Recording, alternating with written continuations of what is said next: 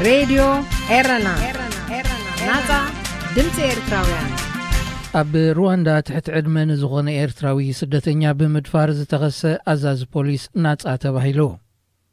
أب أديس أبا لبدا كورونا فيروس نمكتا بزوسد زلو شاولات ناي مفراس سقمتي لعلا حدش حسابات بزي مسلالي تاريفهم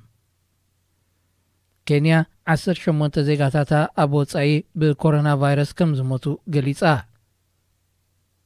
أرست زيناك تكتاتلو تسانيحكم كورات سمعتنا زرزراتو يغتصل أب رواندا ود 16 عامت نزخون إيرتراوي سدتنيا بمدفار زتغسى أزاز بوليس بكفلي مرمرا قبن تهاجر دحرز تغايدلو متصراي ناتسا كم سبهالة معكنات زينا كابكيغا لحبيران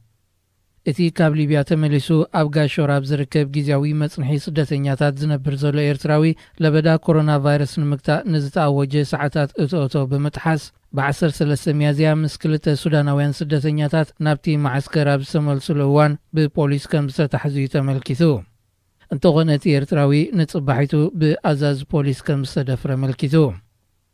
نسو بزهبو حبريتا دحري حلاف ساعتا بستحزلو اتي أزاز بوليس كداونتو بحيلكو تسكم زاززو بمحبار أفلما سبهالو كلو كوان تقبر دحيرو جنا حركانو كوتس كم زقددو يتقيسو نزت زازي كم زي فتسم دحر محبارو اتي أزاز بوليس بداون ببترن كهرمو مسجمرة كم زهدمي كسيسو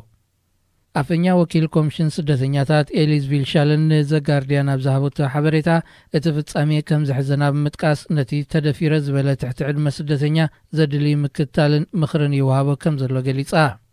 مثل علواي كومشن سدتنياتات حورات آقرات بمخان نتي كاب ليبيا زسملسو مبزحتهم إيرتراوين زغونو أمايت سدتنياتات زعوك أبولو جيزاوي مصنحي قاشورا زكتاتل منيستر محدرا هتوص اوانات رواندا بوغنو اتي بيرتراو زغرب كسي نصيغورلو معسكر غاشورا اب ليبيا بحما كونتات زنبرو مبزحتهم ايرتراوين زغونو اسات 300 سدتنياتات زحز غيزاو مصنحيو هاغرات اوروبا نابزي غيزاو مصنحي زملسو امايت سدتنياتات كطايسا مخاننين زغلصا أب إثيوبيا كتما أديس أبا لبدا كورونا فيروس نمكتا بزبل بالسوسدة شاولات ناي مفراد سقمتي لعلا حدش حسابات بزي مطلالي كم صرفو أمنسي انترناشنال وغيسو اتزفرس شاولات بتيندا كشا ويلما قومان عنس ايتن زتهان تغينو نبرتو أبعلتاوي ناي قلبت سرح زتوافرون سرع أبايتي تغاريم كنبرو زي كلون مخانميو تملكتو لبدا كورونا فيروس نمكتا حزبي كاب أبايتو كيوتس ازغلك الأواج حيالو تكالات سرحتنياتاتن سلززغوغا ازوم ابزي شاولات كنبرز تصنح دما بسنكو سرح ألبو كوينوميم زركبوم أبرسيو فقدون استيج الرحل شاولات نمفراس من محدار كثما أديس آبا كاب زحلف 3 سومنات حيزو بزوص دزرلو سقمتي أما يتسبات بزي مطلع ترفو تقديدو مالو قلعو زحزا سدرا بيتات قدايات زي نايم محدار أديس آبا سقوم تخوين المهلاون أمنسي انترناشنال نزاق كبوت أبتسابات بمتكاس نتي سقومتي كونينو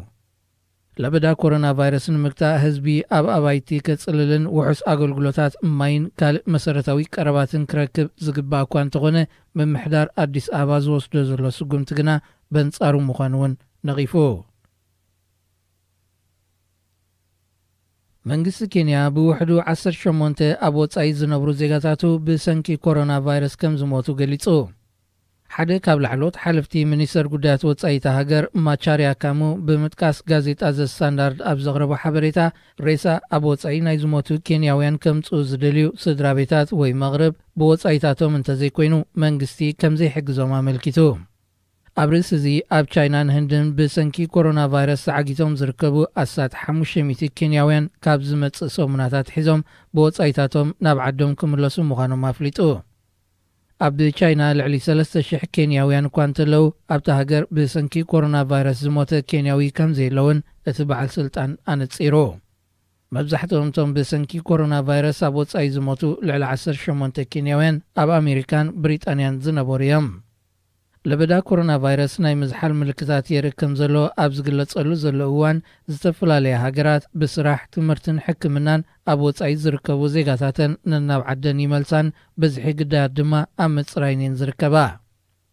ኣብ ኣሜሪካ ኢጣልያ ብሪጣንያን ካልኦት ሃገራት ኤውሮጳን ብውሕዱ 8 ኤርትራውያን ብሰንኪ ኮሮና ቫይረስ ከም ዝሞቱ ዝግለጽ እኳ እንተኾነ መንግስቲ ኤርትራ ዛጊት ዝተጻረየ ጸብጻብ ኣየቕረበን። ዜና ኣብዚ ይፍጸም። ሬድዮ ኤረና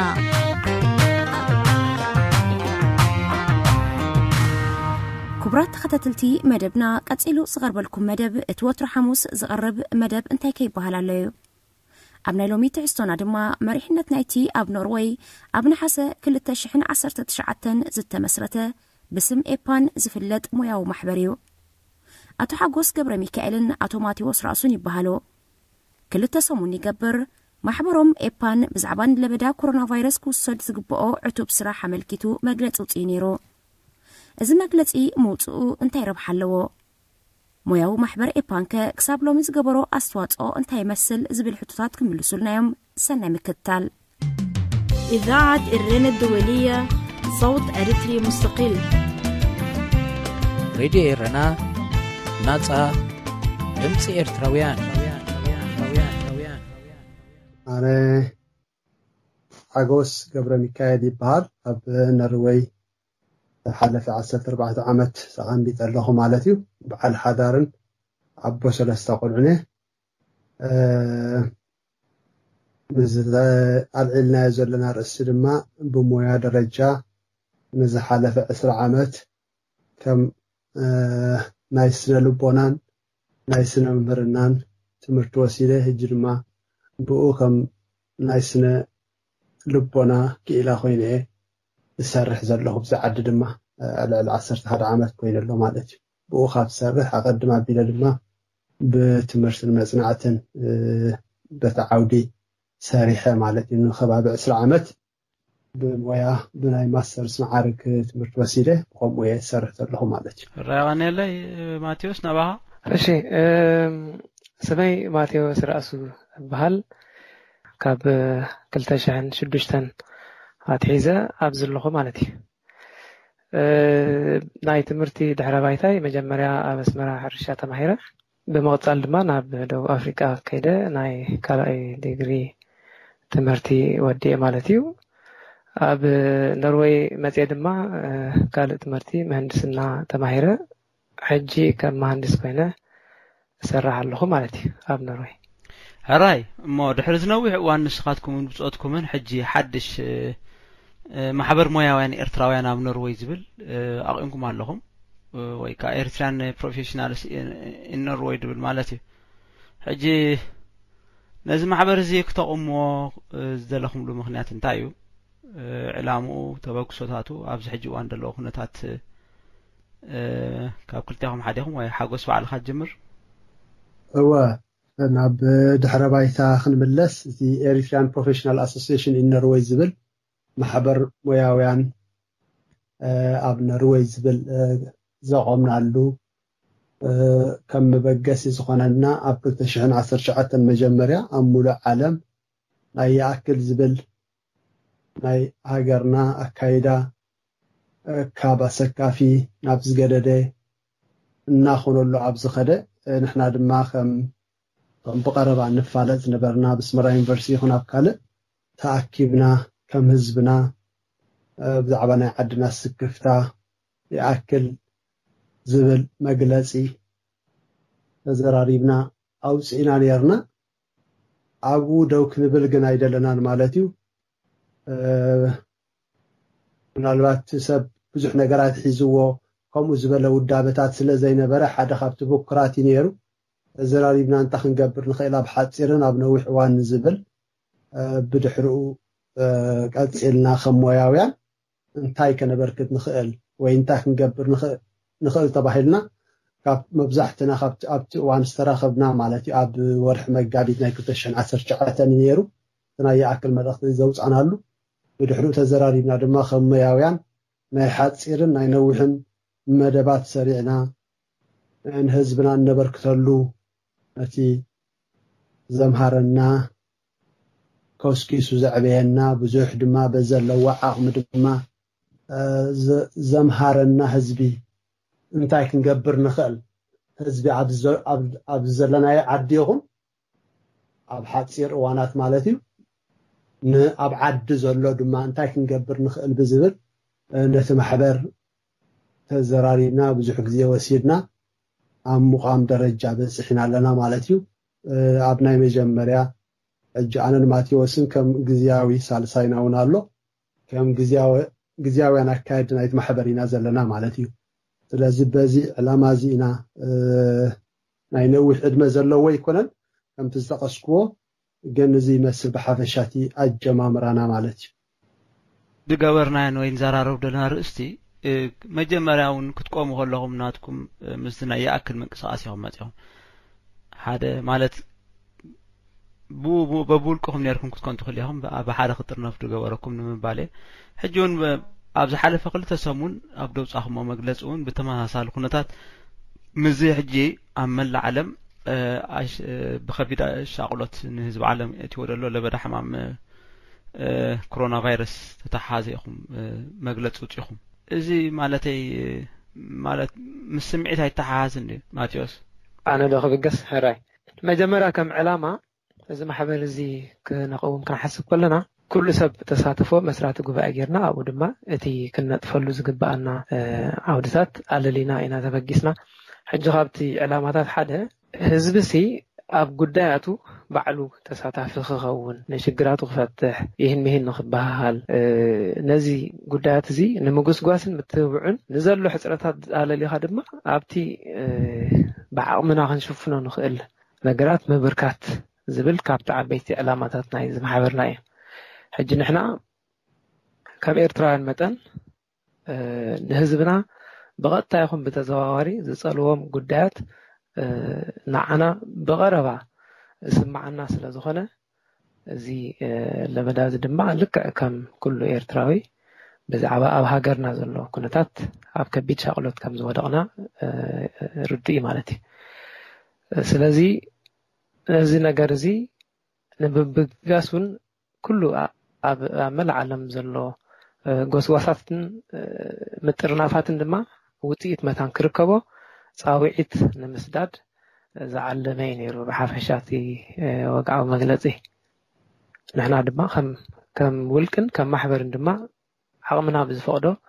ክነበርክት ድልዋት ምዃንና ንምትብባዕ እዩ ነይሩ ማለት እዩ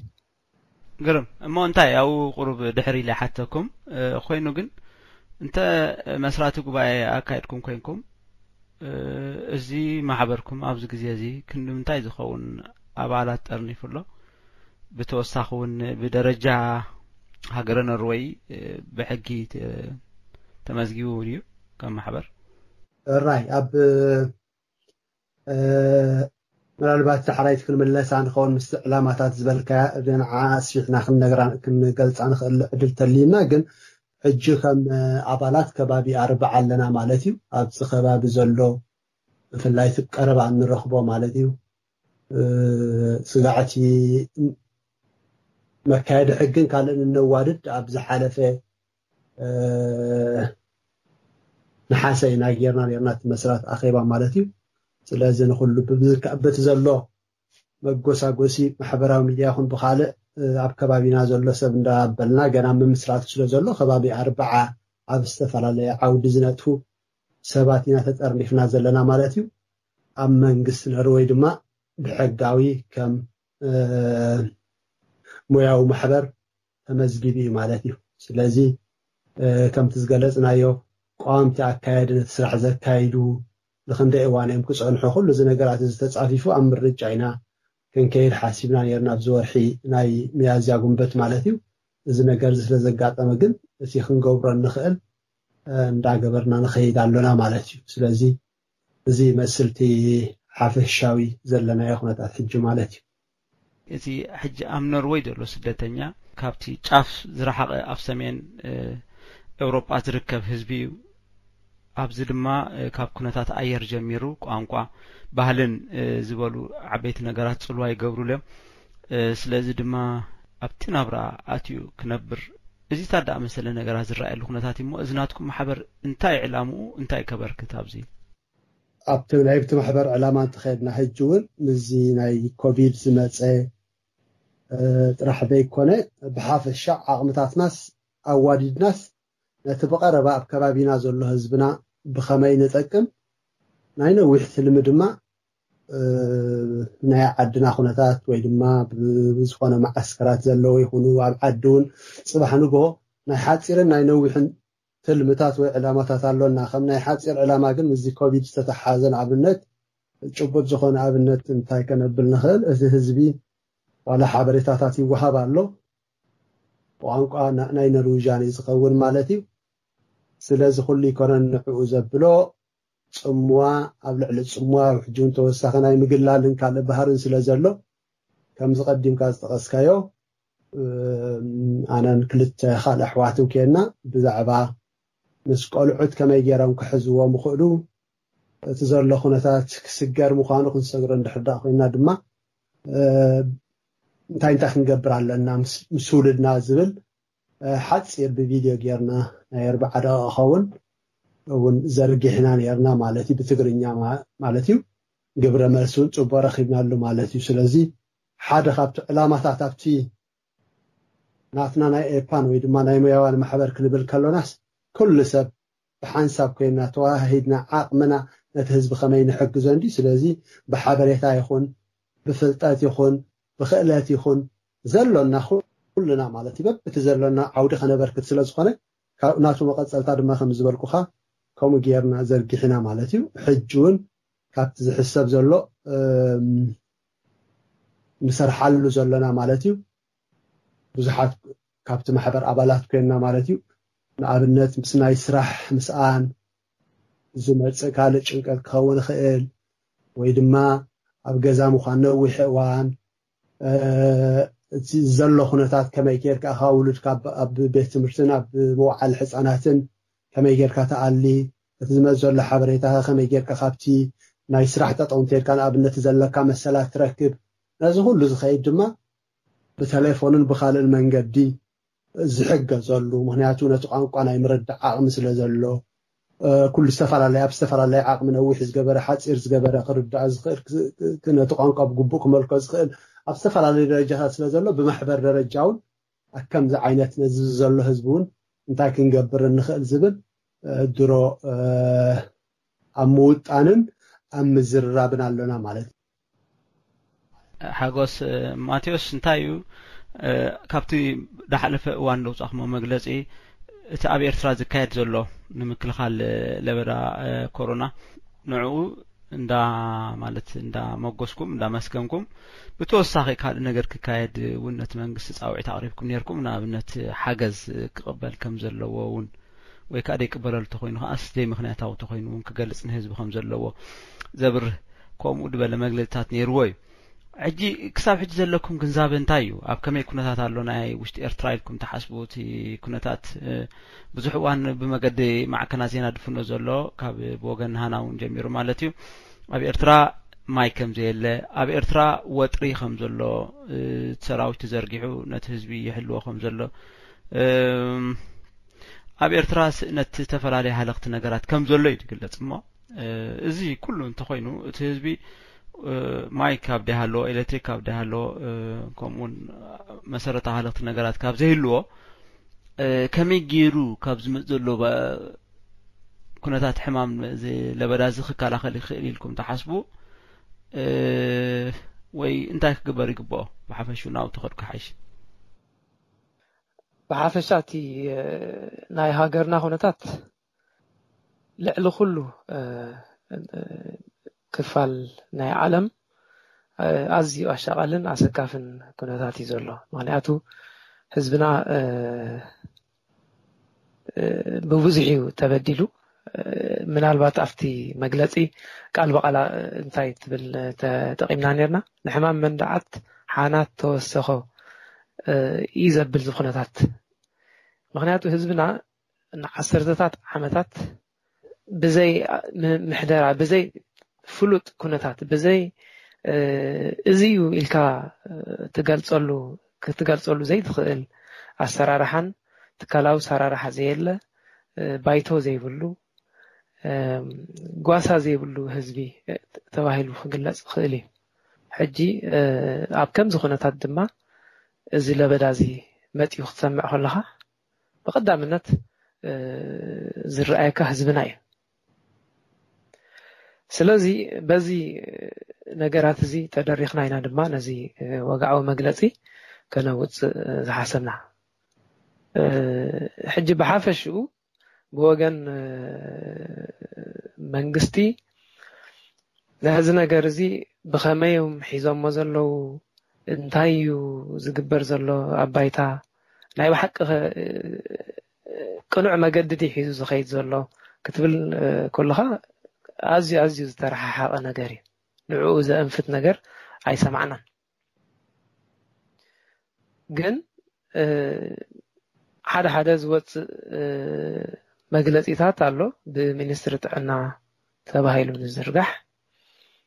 እቲ ሓበሬታታት ሞያዊ ሓበሬታውን ስለ ዘለዎ እቲ ህዝቢ ነቲ ሞያዊ ሓበሬታ መታን ክሰምዖ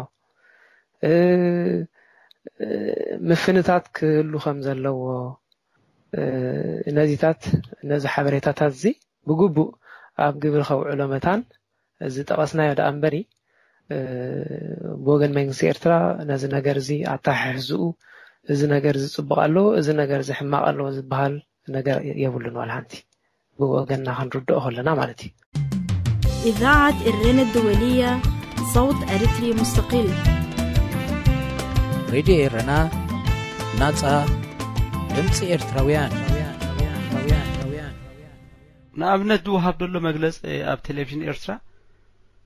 كان بعد دكتور مسماي غبريوت زبالو قالوت حكاين بعد دكتور برهانه قالوت حجي توم ፖለቲከኛታት ንምንታይ እንደ ይዛረቡ ኢልና ንሐስብ ማቴዎስ እግር መገድኻ ወኸለኻ ሚኒስተር ጥዕና አምና ነር ሁሴን ወጻስ ዛረበትን ፕሬዝዳንት ኢሳያስን ኢሉ ወድባል ንዙ ሓካታይ ዝኾነ ሓጢር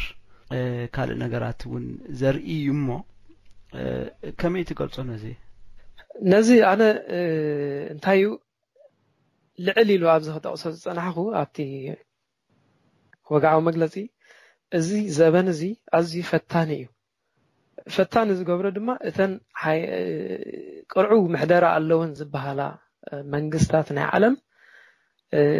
ከም ወርቂ ብሓዊ ዝፍተናሉ ዘለዋ እዋን ንህዝበን ዘለወን ሓልዮት ዘርያሉ ቀዳምነታተን ክሰርዓ ዘለወን ተዓጻጻፍነትን ብቕዓትን ዘመስክራሉ ፈታኒ እዋን ሕጂ ከምዚልካ ትገልጾ ወይ ድማ ፈተና ተእትዎ መንግስቲ ሓደ ቅርጽ ዘለዎ መንግስቲ እዩ ንሕና ግን መንግስቲ ተባሂሉ ንኽጽዋዕ ዝበቅዕ ምሕደራውን የብልናን ስለዚ ፕሬዝዳንት ኣይወፀን ሚኒስተር ኣይወፀን ክትብል እኮ ኣብ ሓደ ህይወት ዘለዎ ሃገር ኣብ ሓደ መንግስቲ ቅርጽ ናይ መንግስቲ ዘለዎ ሃገር ኣብኢኻ ከምኡ ትብል ሕጂ ዝታት እዚ በኺሪ እዩ ዘሎ ኣብ ኤርትራ ሕጂ ጥራሕ ዘይኮነስ ንዓሰርታት ዓመታት ሕጂ ድማ ነቲ ዘሎ ጋግ ኣዝዩ ኣጉሊሑ ዘርኢ ኩነታት መፂና ኣሎ እቲ ኣደራዕ ዝስከሞ በቲልካ እቲ ኣደራዕ ዝስከሞ ህዝቢ ሕጂ እዚ ነገር እዚ ንጎኒ ገዲፍና ህዝብና ዝሕገዘሉ መንገዲ ጥራይ ኣብ ምድላይ ክጽመድ ከም ዘለዎ ተሰብ ንሕና ብመትከል ንኣምነሉ ማለት እዩ ብፍላይ ድማ ካብ ኤርትራ ወጻኢ ዝርከቡ ኣሕዋትና ኣብ ኢትዮጵያ ሆነ ኣብ ሱዳን ሆነ ወይ ኣብ ካልእ ሃገራት ከም በዓል ሊብያ ዝነብሩ ኣለዉ እዚኣቶም ሃገር የብሎም መንግስቲ የብሎም ቤተሰብ የብሎም ሓላይ የብሎም ንበይኖም ኣብ ጎልጎል ተደርብዮም ዘለዉ ህዝቢ እዮም ስለዚ ብዛዕባ እዚኦምን ዓብ ሻቕሎት ስለ ዘለና እዚኦምን ዝሕገዝሉ መንገድታት ንምድላይ ዝጎስጎስናሉ ኣጋጣሚ ነይሩ ተዘይኮነ ንመንግስትና ከም መንግስቲ ቆፂርካ እዚ ዘይገበረ ዝጎዲሎ ዝወሲኾ ክትብልሲ ዘኽእል ባይታ ዘሎ ኮይኑ ይስምዓኒ ንዓይ ሓጎስ ውስኸልተልዋ ራይ ማቴዎስ ይغنيلي ሓጎስ ኣብዚ ስዕብ ኣቢሉ ከም ትሪኦ ዘለኻ ሎሚ ኣብ ኤርትራውያን ኩሉ ኩርናዓት ዓለም ዘለው ንህዝቦም ካብ ዝበዝሐ ግዜ እንዳዓለ ሓግዞ ዘልዩ ኮይኑ ገለ ደገፍቲ ናይቲ መንግስቲ ኣብኡ ከለው ገንዘብ እናዋፁ ናብ የመዓላ ይውዕል ኣሎ ከይተፈልጠ ይእክብሎ ገንዘብ ኣብዚ ቀረባ እዋን ወንፈጻሚ ጉዳያት ኤምባሲ ኤርትራ በኣሜሪካ ወና አቶ ብርሃነ ገብረህይወት ኣብ ማዕከና ዜና ቀሪቡ ብዙሕ ገንዘብ ከም ተዋጽእ ጠቂሱሎ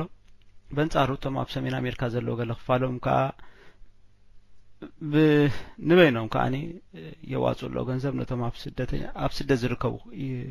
ይዋጻሉ ገንዘብ ሕጂ ነዚ ከመይ ትገልጾ ማለት ብሓቂ እዚ ከምዚ ዓይነት ኣገባብ ሓገዝ ናብቲ ህዝቢ ክበጽሕ ክእል ብክልቲ ሸነኽልካ ተሓስብ ዶ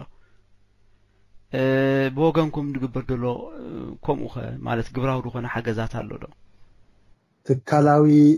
ኣሰራርሓ ዝብል ነገር ክንወስድ ጽቡቕ እዩ ትካላዊ ኣሰራርሓ ከዓ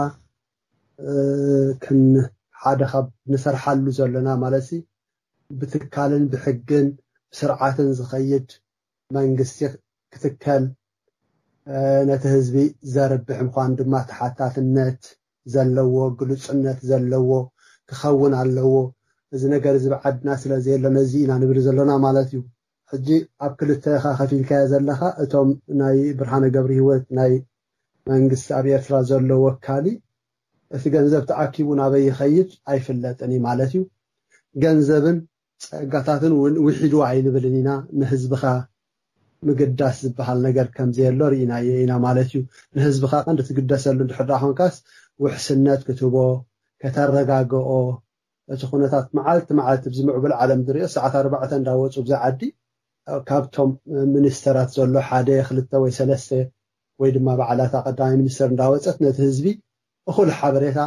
ክትብ ውሕስነት ማለት እዩ ካብ እኹል ሓበሬታ ሓሊፉ ናብ ግብራዊ ዝኾነ እዝን ክንገብር ኢና ሰብ ከይጭነቕ ስራሕ ሲኑ ካልእ ቅልውላው ከይኣቱ ናይ እምሮ ነገር ከይኣት ምርባሽን ጭንቀትን ካልእን ከይመጽእ ዝበሃለሉ ዘሎ እዋን ኢና ንርኢ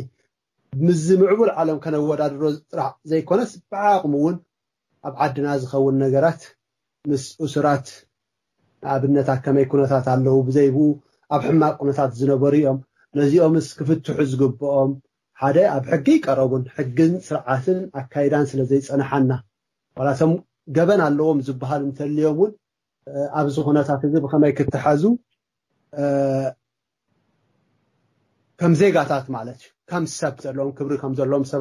ሰባት ኣብቲ መግለጺና እውን ጽሒፍና ነርና ጉባእ ተሓዛ ክግበረሎም ኢና ነርና ስለዚ ናብቲ ናይ ኣቶ ብርሃነ ገብረ ህይወት ወይ ካልእ ዝእክብዎ ዘለዉ ወገን ናይ መንግስቲ ናብ ህዝብና ክውዕል ንህዝብና ከርብሕ ኢልና ኣይንሓስብን ኢና ብቀደም እውን ጸጋታት ወይ ገንዘብ ኣይኮነን ጎዲልና ስርዓትን ኣካይዳን ይጎዲሉ ዘሎ ማለት እዩ እቶም ካልእ ተበጋጊሶም ንህዝቢ ኣብ ብፍላይ ኣብ ስደት ዘሎ ዝገብሩ ዘለዉ ካልእ ወገናት ግን ንዕኦም ንሕና ብዝከኣለና ክንድግፎም ንእሽታት ማሕበራት እዩ ነሰራርሖም ዝምልከት ከነጽንዕን ከነጻርን ምስኦም ከይና ኢና ክንሰርሕ ወይ ካልእ ሰብ ንዕኦም ዲኸሓብሮም እቲ ከመይ ገይሮም ናብ ህዝቢ ብርግጽ ይውዕል ድዩ እቲ ዝተረኸበ ናብ ኩሉ ቦታታት ይማቃራሕ ድዩ ካልእ እንዳበልና ነዚ መጽናዕቲ ክንገብር ሳይ ግና ንሶም ክምስገኑ ዘለዎም በቲ ዘለዎም ተበግሶ ወሲዶም ብዙሕ ሰብ ነቲ ዝተበገስዎ ዕላማ ዓሲልዎ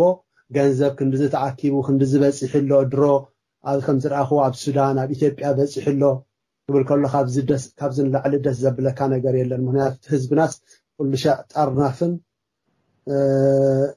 መራሕን ኢዳ ዘድልዮ እምበር ልግሲ ኩሉ ሻዕ ባህ ዝብለካ ነገር ማለት እዩ ስለዚ ብክልተ መዳይ ነዚኦም ክሪኦም ደሊ ንሕና እውን ኣብዚ ነብሎ ዘለና ሓደ እንታይ ባዕልና ከም ማሕበር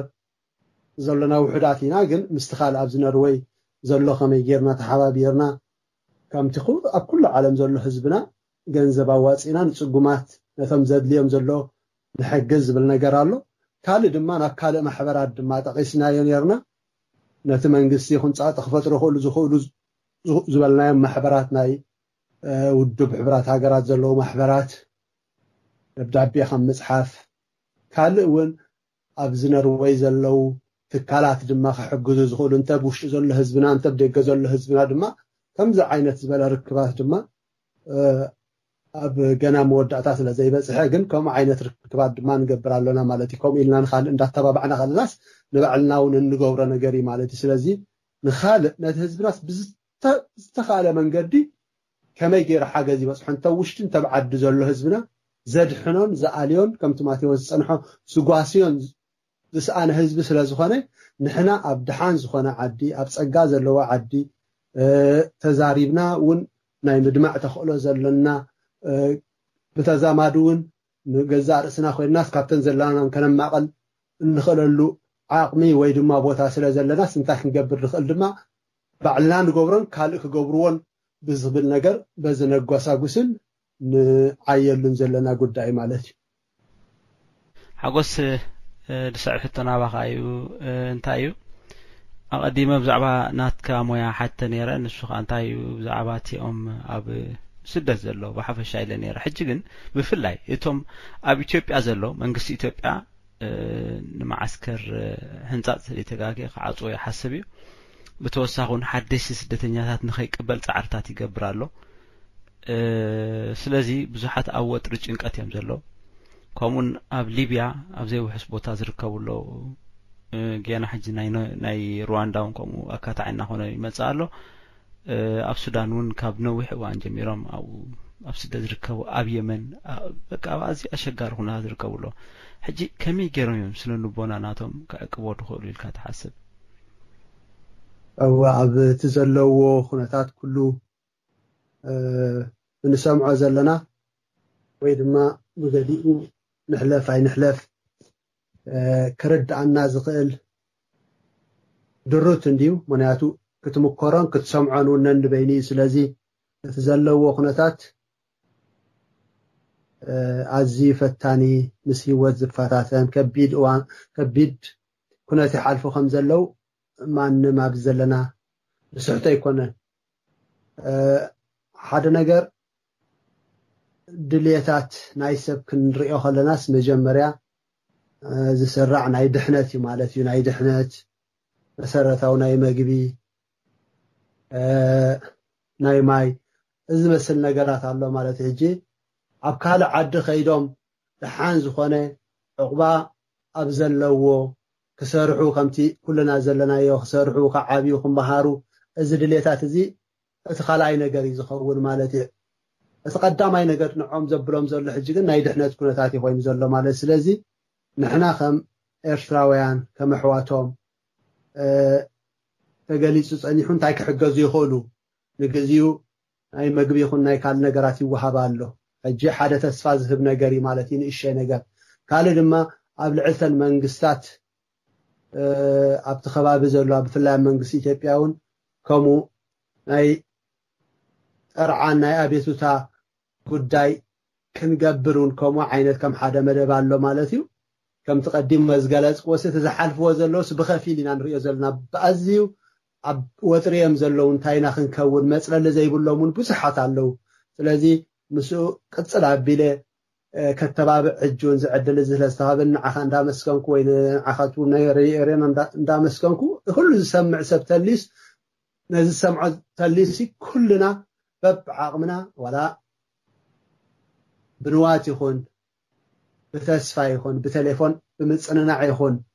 ብዓቕምና እውን ይኹን ብገንዘቡን ይኹን ንዕኦም ክንድግፎምን ኣጅኹም ክንብሎምን ንሱ እዩ ዘሎ ማለት እዩ ኣብኡ ሓሊፉ ካልእ መንገድታት እንተልይውን እንዳተዘራረብና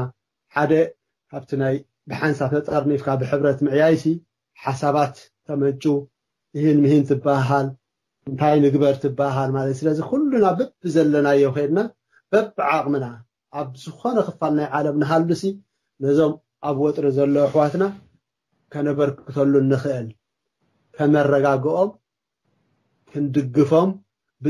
ብማቴርያልን ብሓሳብን ብምኽርን ብተስፋን ብብዙሕ ነገራት ከነተባብዖም ንኹሉ ሰብ ምሕፀን ማለት እዩ ስለዚ እዚ ብሕፅር ዝበለ ክብሎ ዝኽእል ማለት እዩ እምበር ዘለዎ ኩነታት ኣዝዩ ከቢድ ማለት እዩ ራይ ማቴዎስ ወገንካ ኣብዚ ክሓተኩም ዝነበረኒ ድተረፈ እንተሎ ኮይኑ ክትብሎ ዝደልለዋ ብስም ማሕበርኩም ንዓኻ ትዕድል ክበካ ያ ናይ ባሕቂ እዚ ማሕበር ሞያውያን ክምስረተሉ ካብ ዝተደልየሉ ምኽንያታት ሓደ እቲ ሞያዊ ዓቕሚ ኤርትራውያን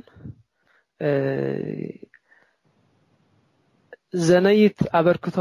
ኣይገበረን ኢልና ስለ ዝኣመና እዩ ስለዚ ማንም ኤርትራዊ ምሁር በዓል ሞያ ዝተገብረሉ ውዕለት ናይ ምዝካር ግዴታ ኣለዎ ወለድና ከመይሎም ኣምሂሮምና ኩሉ ሰብ ፈልጥ እዩ ስለዚ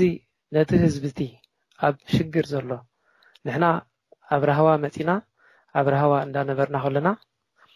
ነቲ ልክ ኣብታ ዝገደፍናዮ ኩነታት ዘሎ ካብኡ ኸማን ኣዝዩ ዝኸፍእ ኩነታት ዘሎ ህዝቢ ክንዝክር ሕልናውን ሞራላውን ግዴታ ከም ዘለና ንምዝኽኻር እዩ ይደሊ ካልእ እዚ ጥርናፈታት ዝኾነ ይኹን ሰብ ከም ኤርትራዊ መጠን ዓደይ ህዝበይ ዘይብል የለን ግና በብውልቅኻ ዝግበር ፃዕሪ ብዙሕ ውፅኢት ስለ ዘይርከቦ ጥርናፈ ኣገዳሲ ምዃኑ ክጥቀጠሉ ዘለዎ ነገር ምዃኑ ንኣምን ስለዚ ድማ ማሕበር ሞያውያን ኣብ ኩሉ ሃገር ክመስረት ነተባብዕ እቲ ማሕበር ድማ ንጹር ራእይን ዕላማታትን ገይሩ ንህዝቡ ዝሕግዘሉ ባይታ ኣጣጢሑ ናይ ብሓቂ ግብራውን ኣብ ግዚኡ ዝፍጸምን ሓገዛት ክገብር ንላቦ ነዚ ኣጋጢሙ ዘሎ ለበዳ ቫይረስ ብዝምልከት ድማ ናይ ብሓቂ ሻቕሎት ጥራሕ ንበይና ብዙሕ ተስልጦ ነገር የላን ስለዚ ግብራዊ ሓገዝ የድሊ ስለ ዘሎ ምስቲ ክነጥፈሉ ንኽእል ውዳበ ተራኺብና ሓገዝና ከነበርክት ንኹሉ ኤርትራዊ በዚ ኣጋጣሚ እዚ ክላቦ እደሊ ነዚ ዕድል ዝሃብካና ድማ ሓውና ዮሃንስ ራድዮ ኤረና ብጣዕሚ ክነመስግነኩም ንደሊ ኣብ ስራሕኩም ድማ ዓወትና ሰልጦን ንምንያልኩም ንሕና ኣዚና ነመስግነኩም ማለት ነዚ ትገብሮ ዕዮታትኩም ንመጻኢ ምሳኻትኩም ኣብ ጎንኩም ኮይልና ብዝካኣለና ንህዝብና ሓበሬታ ክነመሓላልፈሉ ኢና ክልቴኹም ሞያውያን ሓጎስ ገብረ ሚካኤል ከምኡን ማቴዎስ ራእሱ ካብ ሃገረ ኖርዌይ ኣካየድቲ ግዝያዊ ኣካየድ ናይቲ ማሕበር ናይ ኤፓን ብልብ የመስግነኩም ንዓኻትኩም ኣብ ስራሕኩም ዓወትና ሳልጦን ብስም ኩሎም ሰማዕቲ ድምፂ ራድዮ ኤረና ይምንየልኩም ይቐኒየለ እሺ ይቐኒየልና ሬድዮ ኤረና ናጻ ድምፂ ኤርትራውያን መደብ መንስያት ኣብ ሬድዮ ኤረና ሰላም ዝኸበርኩም ሰማዕቲ ሬድዮ ኤረና ብሓፈሻ ብፍላይ ከዓ መደብ መንስያት ከመይ ትቐንዩ ሎም ሓሙስ ኮይኑ ንዓኹም ይምኾኑኦም ዝበልናዮ መደባት ሒዝና ኣብ ሰዓትና ተረኺብና ኣሎና ክሳብ ፍጻሜ መደብና ምሳና ክትጸንሑ ብኽብሪ ዝዕድመኩም ማኽበረት መሓሪኤ ሰናይ ጻንሖት መደብ መንስያት ኣብ ሬድዮ ኤረና ፍቕሪ ሃገር ማለት ንሕብረተሰብ መፍቃር እዩ በዚ ገፊሕ መስኮታ ማዕዴ ዝሪኦም ዘለኹ ነዋሕቲ ኣዋም ንፋስ ካብን ናብን ይንዋንዎም ኣሎ ፀሓይ ጽድያ ኣብ ርእሲኦም ደሚቓ ነቲ ሓምለዋይ ሕብሪ ጨናፍሮም ኣብ ርእሲ ጽባቕኡ ጽባቐ ቀቢኣቶላ ብውህደቶም ተማሪኸ ምስ ገነት ከወዳድሮም እንታይ ተሪፉኒ ኣዒንተይ በቲ ኣብ መንጎኦም ዘሎ ክፍተት ኣሕሊፈ ርሑቕ የማዕዱ ኣለኹ መጻኤይ ብኡ ዘማዕድዎ ዘለኹና መሰለኒ ንምዃኑ መጻኤይ እንታይን ኣበይን እዩ ዝብል ሕቶ መመሊሱን ክመላለሰኒ ነፍሰይ ኣበይ ምህላዋ ይርስዑ ኣለኹ ሃንደበት ድምፂ ዓውታ ሙዚቃ ኣብ እዛነይ በፂሑ ከባቢየይ ዳርጋ ኩሉ ሻዕ ብጽምዋ ዝተገብአ ምስ ምዃኑ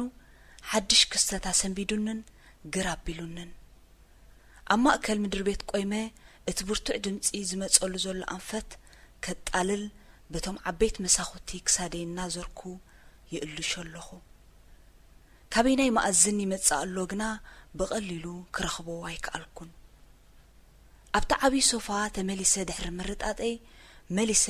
بعمقت بزعبات برتع دمسي نحسبكو معلتات النوارحن كقصر جميرة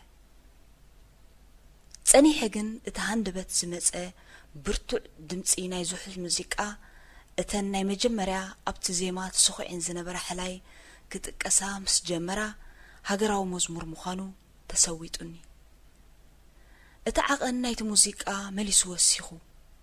ሃገራውነት ዝሽትት ሙዚቃ ካብታ ኣብ ልዕለይ ትነብር ጓል 87 ዓመት ሕያወይቲ ሰበይቲ እንተዘይኮይኑ ካብ ካልእ ክመጽእ ከምዘይክእል ሻበይ ተረዳእኩ ጎረቤተይ ፈታዊት ሃገር እያ ኣብዛን ንነብረላ ዘሎና ንእሽተይ ገጠር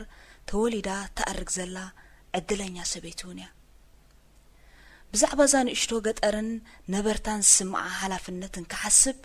ናይ ውልቃ ዋኒን ክሳዕ ዝመስለኒ እዩ ዝኸውን ኣብቲ ሃገራዊ መዝሙር ዘለዉ ቃላት ብሙሉእ ኣድህበይ በብሓደ ከኣርዮም ዓለም ኩላ ጸጥታ ኣውጃ ሃገራዊ መዝሙር ሆላንድ ትሰምዕ ዘላ ኮይኑ ተሰማዓኒ ኣነ ናይ ዳች ደም ክሳዕ ንሞት እሙን እየ ንዓደቦይ እቲ ነፃን ዘይፈርሕን ንጉስ ናይ ታራንሾን እየ ኣነ እቲ ክቡር ንጉስ ናይ እስጳኛ እየ ኣነ ብፍርሓት ኣምላኽ ዝነብር ኩሉ ሳዕ ዝፍተን ሓሓሊፈ ትርጉሞም ዝተረድኡኒ ቃላት እዮም እቲ ኣብ ረዚን ጸጥታ ዝነገሰ ብርቱዕ ድምፂ ድሕሪ ከባቢ 4 ደቓይቕ ተወዲኡ ጎረቤተይ ጣቕዒታ ሰንያ ነቲ ሃገራዊ መዝሙር ክትፋኖ ሰሚዐ እያ ኣብዚ እዋን እዚ ካልእ ሰብ ምስ ኣኽህሉ ከምዘይክእል ከይረኣኻ ክትግምቶ ትኽእል ሓቂ እዩ እንተኾነ ግና እንታይ ዓይነት ጽምብል ትጽምብል ኣላ እንታይ ከይስምዓ ይህሉ ካብቲ ቅድሚ ሕጂ ዝፈልጦ ኣብ ልዕሊ ሃገራን ክብርታት ደቂ ሃገራን ዘለዋ ፍቕሪ ተመርኩሰ ክግምቶ ኣይጸገመንን ጎረቤተይ ንፍቕሪ ሃገራ ብምፍቃር ሕብረተሰባን ኣብ ከባቢኣ ዝነብሩ ካልኦትን እያ ትርድኦ ንሳ ትብል ሰባት ኣብ ሃገሮም ዘለዎም ፍቕሪ መዓልታዊ ክገብርዎ ብዝግብኦም ብምግባርን ናይ ካልኦት ሰባት ሽግር ካብ ዝዓበየ ክሳዕ ዝነኣሰ ብምርዳእን ክገልጽዎ ይግባእ እያ ትብል إذاعة الرنا الدولية صوت أريتري مستقل راديو الرنا ناصا دمص إرتراويان لومي 27 ميازيا معلت نغوس ወይ ድማ ንጉስ ናይ ሆላንድ ዝተወለደሉ ዕለት እዩ እንሆ ድማ መበል 53 ዓመቱ ይኽብር መዓልቲ ንጉስ ንሆላንዳውያን መዓልቲ ሃገራውነቶምን ሃገራዊ ክብሮምን እዩ ኣብ ነፍሱ ወከፍ ዓመት ዝተፈላለዩ ንጥፈታት ብምክንዋን ብዓመት ድምቀት የኽብርዎ ንኣብነት ዓመታዊ ብዙሓት ሰባት ብፍላይ ከዓ ቆልዑት ኣብ ገዝኦም ዘየድልዮም ንብረት ካብ ብታንቶም ክሳዕ ከቦርቶኦም ካብ መጻወት ቁሕቶም ክሳዕ ድስቲ ክስኩስቶም ኣብ ጽርግያ ሒዞሞ ብምውጻእ ብኣዝዩ ሕሱር ዋጋ ክሸጥዎ ይውዕሉ እዚ ፍሉይ ኣብ መዓልቲ ንጉስ ጥራሕ ዝግበር ዕዳጋ ብፍላይ ቆልዑት ከመይ ገይሮም ወላ ካብቲ ኣይንጥቀመሉን ዝበልዎ ኣቕሓ ዋጋ ክረኽቡ ይኽእሉ ክርድኡን ክመሃሩን ዝውዕልሉ ኣጋጣሚ እዩ ካብኡ ሓሊፉ ድማ ብኣሽሓት ዝቁጸሩ ቆልዑት ንንጉሶም ደብዳቤ ይጽሕፍሉ እሞ ዓመታዊ እቲ ንጉስ ካብ ህፃናት ክንደይ ደብዳቤ ከም ዝበጽሖ ይጽብጸብ ገና ካብ ዝኸፊልየ ዘለኹ ሶፋ ከይተንሳእኩ ቴሌቪዥን ከፊተ ኣብ ኩለን ቻነላት ንመዓልቲ ንጉሳ መልኪተን ዝተፈላለየ መደባት የዳልዋ ኣለዋ ኣብ ስቱድዮ ርሕቀቶም ሓልዮም ዝዛተዩ ናይ ዝሓለፈ ዓመታት ቪድዮ ዘዘኻኽሩ ወዘተ ከም ሕብርታት ዝምብዝሖም መደባት እዮም ኣብ ተቐዳማይ ቻነል ድሕሪ ቁሩብ ደቓይቕ ካብ ማእከል ራይክስ ሙዚየም ዝተባህለ ዓብይ ሃገራዊ ቤተ መዘክር ብቐጥታ ዝመሓላለፍ መደብ ከም ዘሎ ይሕበር ኣሎ ወላ ሓደ ሰብ ኣብ ዘይብሉ ደራሽ እንታይ ዓይነት መደብ ክቕርቡ ከም ዝኽእሉ ንነፍሰይ ይሓታ ኣለኹ ኣብ መንጎት መደባት ነዛ ዓመት እዚ ዝኽቡር በዓሎም ብሓንሳብ ኮይኖም ክጽምብልዎ ብዘይምኽኣሎም እንታይ ዓይነት ስምዒት ይስምዖም ከም ዘሎ ብዝተፈላለዩ ሰባት ነዊሕ ማይክ ብመሳኽቶም ኣማጢጦም ይሓትዎም መልሲ ናይ ዝበዝሑ ሰባት ኣዝዩ ከቢድ እኳ እንተኾነ ግና ካብ ዘለናዮ ኩነታት ስለ ዘይከብድ ብዝተኽኣሎም መጠን ክጽምብልዎ ምዃኖም ርእይቶታቶም ይህቡ ንእግረ መገዶም ከዓ ኣብ ዝኸቢድ እዋን ኣብ ሰራሕተኛታት ሆስፒታልን ኣለይቲ ሕሙማን ከምኡውን ኣረጋውያን ዘለዎም ኣድናቖትን ልዑል ክብርን ውዕለቶም ፈጺሞም ከም ዘይርስዕዎን ይዛረቡ እዝን ከም ዝንናበለ እቲ ክጽበዮ ጽናሕኩ ናይ ቀጥታ መደብ ጀሚሩ ኣብ በበይኑ ኹርናዕ ጠጠው ዝበሉ ብሉጻት መንእሰያት ድምፃውያን ናብቲ ኣብ መንደቕ ተንጠልጢሉ ዘሎ ኣሳእል ይዕዘቡሉ ካሜራ ናይቲ ጋዜጠኛ ድማ ከይደ ዘይረኣኽዎም ኣሳእል በዓልቲ ውሩይ ሰኣላይ ቪንሰንት ቫን ጎግ ሪምብራንትን ክርኢ ትሕግዘኒ ኣላ ኣብዚ ባህ ዘብል ካብ ምዃኑ ዝተላዕለ ነዛ መዓልትን ኣጋጣምን ብዘይ መኽሳሪ ዕግበት ተሰማዓኒ እቶም ድምፃውያን በብሪጋ ብዝተፈላለዩ ኩርናዓት ኮይኖም ክደርፉ ጀሚሮም ኩሉ ትሕዝቶታት ደርፍታቶም ንፍቕርን ምክኣኣልን ሕብረተሰቦም ከምኡውን ንምጽንናዕን ኣጆኻ ንምባሃልን ዝገልጽን ዝውክልን እዩ ካብ ኩሉ ዝዓጀበትን ግና እታ 17 ሚልዮን ህዝቢ እትብል ወድን ጓልን እናተቐባበሉ ዝደርፍዋ ዘለዉ ደርፊያ ሓቂ ይሓይሽ ሕጂ ሕቑፍ ዘብለካ መድለየ ኣዝዩ ብዙሕ ዜናታት ኣብ ዝጸጥ ዝበለ ጎደናታት ኩርናዕ ኣእዳውና ክንድዚ ዝኣክል ንቕሓት ነይርዎ ይፈልጥን ሎሚ ግን ነደይ ደው ኢለላ በቲ ድምፀይ እናንቀጥቀጠ በቲ መራሒ ዝበሎ ተመርኩሰ እቲ ምኽንያት ግን ዝሓይሽ ነገር ስለ ዝነበረ ከተግብሮ ወሲነ ዝኸፍአ ኸይመፀ መሊሰ ኸዓ ሓሲበ እዚ ኩሉ ጥንቃቐ ንጥዕና ምዃኑ ሓሲበ መሊሰ ብዛዕባ ኣባ ሓጎታተይን እና ሓጎታተይን ጽቡቕ ነገሩ ግና ኣለና ብሓሳብ ብልብን መንፈስን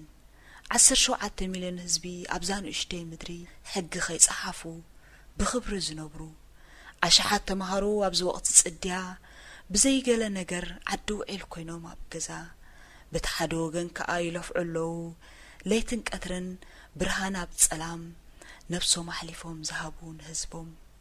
እዚ መዓልቲ ንጉስ መዓልቲ ሃገርን ሃገራውነትን እኳ እንተኾነ እቲ ፍቕሪ ሃገር ግን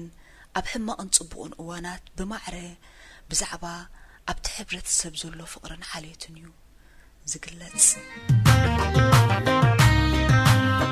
ሬድዮ ኤረና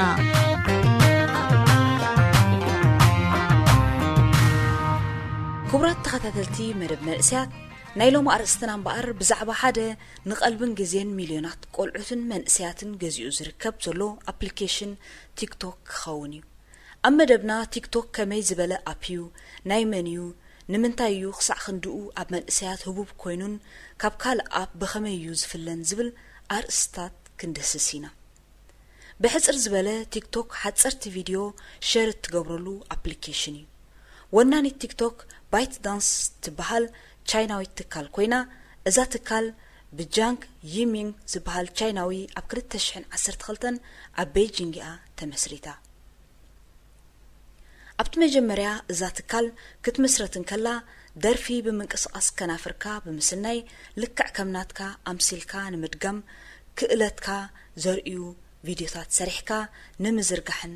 ኣብ ዝብል ሓሳብ ኣብ ቻይናን ቻይናውያንን ተባሂላ ተመስሪታ ኣብ መስከረም 2016 እዛ ትካል ነዚ ዝተጠቕሰ መዓላ ዘገልግል ዳውይን ዝበሃል ኣብ ናብ ዕዳጋ ኣቕሪቡ ድሒሩ ኣብ 2017 ካብ ቻይና ወፃኢ ንዘሎ ዕዳጋ ዘገልግል ነዚ ሕጂ ሃቢቡ ዝርከብ ቲክቶክ ሒዙ መጺኡ ኣብ 2018 ከዓ ምስቲ ሙዚካሊ ዝብል ኣብ ጥምረት ብምግባር ናብ ዕዳጋታት ሕብራት መንግስታት ኣሜሪካን ኤውሮጳን ኣትዩ ሎሚ ቲክቶክ ኣብ ብዙሕ ኩርናዓት ዓለም መንእስያት ቅኒን ክብልሉ ዝውዕሉ ኣዝዩ ፍቱው ኣፕ እዩ ሓደ ካብቲ ንቲክቶክ ፍቱው ዝገብሮ ማእለያ ዘይብሎም ዝተፈላለዩ ሓፀርትን ዘይሰልቹን ቪድዮታት ማለት ከም ደርፊ ሳዕስዒት ከምኡውን ቀልዲ ዝትሕዝቶኦም ቪድዮታት ክትሪእሉ እትኽእል ኣፕሊኬሽን ስለ ዝኾነ እዩ ከምኡ ስለ ዝኾነ ካብ ሓፂር ቪድዮ ናብ ካልእ ሓፂር ቪድዮ እናነጠርካ እግረ መንገድኻ ዝገጥመካ ዝተፈላለዩ ቪድዮታት እናረኣኻ ከይሰልከየካ ነዊሕ ክትዘናጋዕ ትኽእል ኢኻ እቲ ካልእ ነዚ ኣፕሊኬሽን ፍቱው ገይርዎ ዘሎ ከዓ ብመልክዕ ቪድዮ ክትመላለስ ክትመላላእን ክትቀላለድን ስለ ትኽእል እዩ እዚ ማለት ሓንሳብ ሓደ ሰብ ቪድዮ ምስ ኣውረደ ነቲ ናቱ ቪድዮ ምርኩስ ብምግባርን ምስ ናትካ ብምዋሃድን ናትካ ዛንታን ኮርናዕን ክትፈጥር ትኽእል ኢኻ ማለት እዩ ካልእ ነቲ ኣፕሊኬሽን ተፈታዊ ዝገብሮ ከዓ እቲ ዊልካ ክትጥቀመሉ ትኽእል ምዃንካ እዩ ኣብ ቲክቶክ ሰባት ክትስዕብን ሰባት ክስዕቡኻን ዝከኣል እኳ እንተኾነ እዚ ግን ግድን ኣይኮነን ولا حدا سب تسعبون زسعبكان زي بالكون مقليا زي بلو فيديوهات كتري تخليخا اتتقبرو زلخا موبايلكا بأصابعكا شرر النابلكا نلعلن نتحتن بمخات فيديوهات مرأي طرحي بمت أنت تتقامن التيك توك النعبي زمت زولو أبيو أبز قربا غزي أبز تزرقحي أبز أمول عالم كساع 800 مليون تتقامت تيك توك ألو بمسرة تحبريتا تيك توك سناب شاتن تويتر لينكد إن أقدمو مبلتاش عاي زبزح سب زتقاملو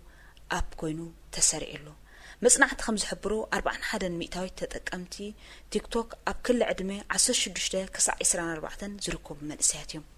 صوصي مصنعت كون تزيهالوه تيك توك بإرتراوያን منسياتون እናተፈተውን እናተዘውተረን ዝኸይድ ዘሎ አፕሊኬሽን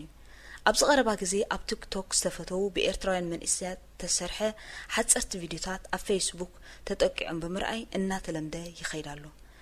ቲክ ቶክ ኣዝዩ ዘዘናግዕ ኣብ እኳ እንትኾነ ሓንሳብ ምስ ሓስካዮ ብቐሊል ዘይሰድድ ብምዃኑ ግን ኣብ ኣጠቓቕማኻን ግዜኻን ኣሉታዊ ጽልዋ ክህልዎ ከም ዝኽእል ርዱ እዩ በዛ ኣጋጣሚ መንእስያት ኣብ ኣጠቓቕሞኦም ጥንቃቐ ክገብሩ ነዘኻኽር ዝኸበርኩም ተኸታተልቲ መደብ መንእስያት ንሎሚ ዝበልናዮ መደብ ከም ዝተኸታተልኩሞ እዩ ነይሩ ክሳዕ ዝመጽእ ሰሙን ምስ ተረፉ መደባት ሬድዮ ኤረና ንሓድገኩም ሰናይ ቀነ ሬድዮ ኤረና